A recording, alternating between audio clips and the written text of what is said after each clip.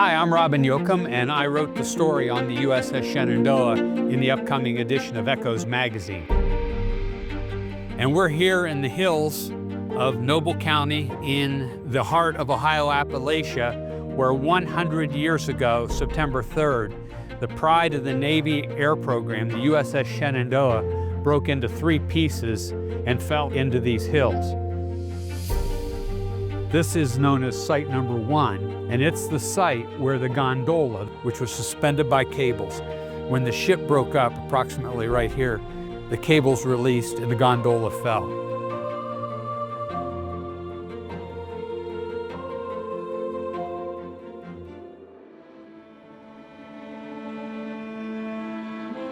We're here at the monument that the federal government erected as a memorial to the 14 men who died on the Shenandoah. I'm not sure that people today can appreciate what a big deal the Shenandoah was in its day. It was the pride of the Navy air program. It was the first rigid airship engineered and constructed in the United States. It was over 1/8 of a mile long. I think it's important to remember where these airmen were in society at that time. They were the equivalent of today's astronauts. Now, at the helm was Ohioan Zachary Lansdowne. And Lansdowne was arguably, maybe behind fellow Ohioan Eddie Rickenbacker, the best known aviator in the United States at the time. It was a devastating loss to the country, to Navy, and to Ohio. We're at crash site number 2, and we are a stone's throw from Interstate 77. This is where the stern came to rest. And it was about a 400-foot section of stern because it broke up less than a mile from here.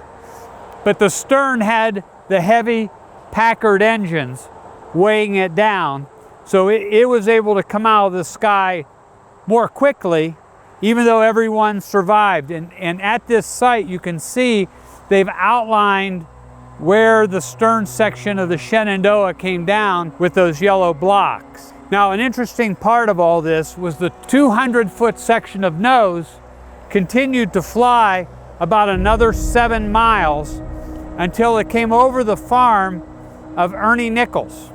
And Ernie was out in his field. He had no knowledge of the Shenandoah. All of a sudden, he hears people yelling, "Help me, help me." He looks up and here's a 200-foot nose section with ropes hanging. He tied it off on a tree, ran inside and got his shotgun. And because this was helium, not hydrogen, he shot twice into the bladders and the 200-foot nose section came down and all the men in there survived.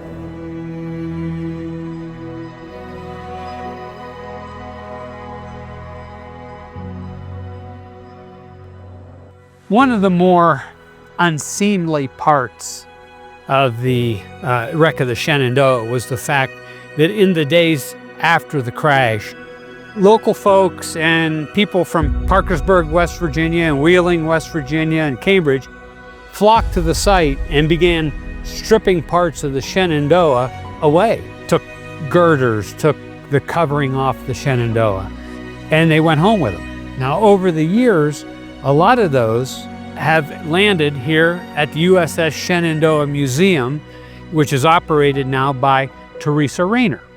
And we're going to visit with Teresa right now. Hey! Oh, hey, how are you, Rob? I'm doing great. Good to see you. So there's a lot of interesting things here, but one of my favorites is the shotgun shell. Tell everyone about that. Well, this shotgun shell is supposed to have been used to have brought down the nose section out by Sharon, Ohio. And this would be a photo of Ernest Nichols, who did tie that nose section down and allowed his shotgun to be used to bring the nose section down. We kind of consider him one of our local heroes. Teresa, you've done an amazing job of keeping alive the history of the Shenandoah, and I so appreciate all the time you've spent with me trying to get this story right. You are quite welcome, and I will tell you, over the years, we have had a wonderful time. We have met people from all walks of life. But I'm your favorite, right?